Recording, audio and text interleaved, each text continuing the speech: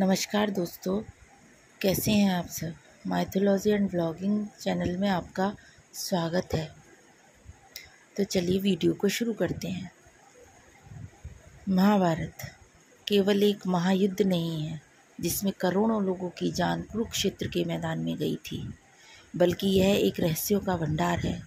महाभारत में गीता में साफ बताया गया है कि मृत्यु जीवन का अंत नहीं है। जो मरा है वह फिर से वापस आएगा और किसी न किसी रूप में अपने पूर्व जन्म के अधूरे कार्यों को पूरा करेगा। महाभारत में इस बात के कई उदाहरण मिलते हैं, जिससे पता चलता है कि महाभारत के महायोद्धाओं का पहले भी जन्म हो चुका था।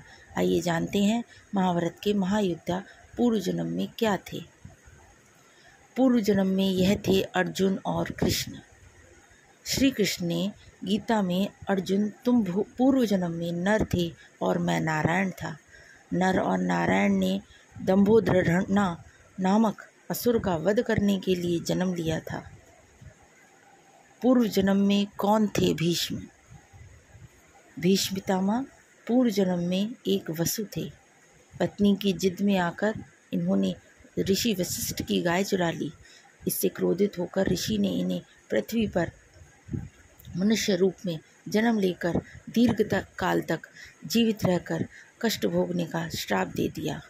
पूर्व जन्म के श्राप के कारण भीष्म पितामह दीर्घ जीवन जीने के लिए मजबूर थे। पूर्व जन्म में कौन थे धृतराष्ट्र। धृतराष्ट्र पूर्व जन्म में एक दुष्ट राजा थे। एक बार एक झील किनारे राजा हंस को देख रहा था। उनके मन में हंस की आंख पाने की इच्छा जाग उठी। उन्होंने अपने सैनिकों को आदेश दिया कि हंस की आंख निकाल लो और उसके बच्चों को मार दो। इस क्रूरता के कारण धृतराष्ट्र अंधे हुए और उनके 100 पुत्र युद्ध में मारे गए। पूर्व जन्म में कौन थे विदुर। विदुर पूर्व जन्म में यमराज के रूप में थे। मंडूक मुनि के श्राप के कारण इनका जन्म शूद्र परिवार में हुआ था। मुनि ने इन्हें इसीलिए श्राप दिया था क्योंकि इन्होंने धोखे से बेकसूर लोगों को मार दिया था। विदुर धृतराष्ट्र और पांडव के सौतेले भाई थे। पूर्व जन्म में कौन थे कर्ण। कर्ण ही पूर्व जन्म में दंभोदरना नामक असुर था। कर्ण का वध करने के लिए कृष्ण और अर्जुन को वापस पूर्व जन्म लेना पड़ा था। पूर्व जन्म में जब दंभोदरवा का कवच टूटता और नर नारायण में से एक की मृत्यु होती तो दूसरा अपने तप से दूसरे को जीवित कर देता और दंभोदरवा से युद्ध करने लगता। तब तक दूसरा भाई तप करता रहता। इस तरह नर नारायण के तालमेल से दंभोदरवा असुर का अंत संभव हो पाया।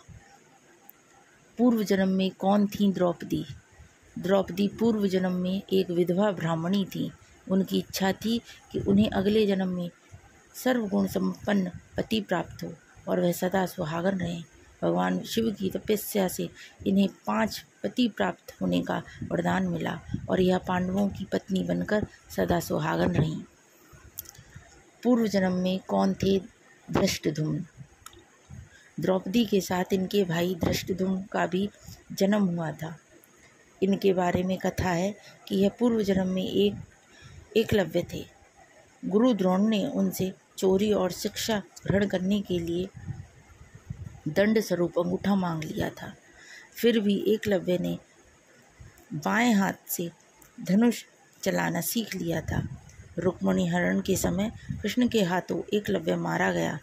इस समय श्री कृष्ण ने एकलव्य को अगला जन्म लेकर द्रोणाचार्य से बदला लेने का वरदान दिया था। पूर्व जन्म में कौन थे शिशुपाल। शिशुपाल के बारे में कहा जाता है कि पूर्व जन्म में रावण था। इससे पहले यह पूर्व जन्म में हिरण्यकश्यप हुआ। पूर्व जन्म में कौन थे अभिमन्यु। पूर्व जन्म में अभिमन्यु भगवान श्री कृष्ण का शत्रु काल यवन था। काल यवन की मृत्यु के बाद उसकी आत्मा को भगवान श्री कृष्ण बंदी बनाकर एक डब्बे में बंद करके रख दी। कृष्ण की बहन सुभद्रा ने उत्सुकतावश उस डिब्बे को खोल दिया। इससे वह गर्भवती हो गई और कालयवन ने अभिमन्यु के रूप में पुनर्जन्म लिया। कहते हैं कि हमें अपने कर्मों का दंड अवश्य मिलता है, पूर्व जन्म हो या पुनर्जन्म हो। जय श्री कृष्ण।